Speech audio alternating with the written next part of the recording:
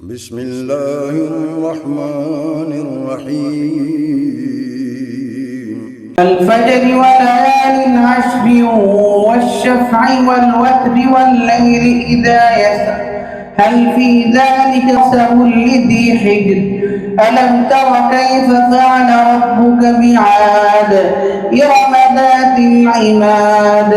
التي لم يخلق مثلها في البلاد وثمود الذين جابوا الصخر بالواد وفرعون ذي الأوتاد الذين طغوا في البلاد فأكثروا فيها الفساد فصب عليهم ربك سوط عذاب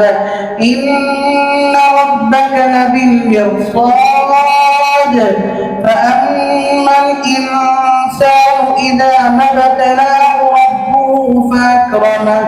ونعمه فيقول ربي أكرمن وأما إذا ما ابتلاه فقدر عليه رزقه فيقول ربي أهانن كلا بل لا تكرمون اليتيم ولا تحاضون على طعام المسكين وتأكلون التراث أكلا لما وتحبون المال حبا جما كلا إذا دكت الأرض دكا دكا وجاء ربك والملك صفا صفا وجيء يومئذ بجهنم يومئذ يتذكر الإنسان وأنى له الذكرى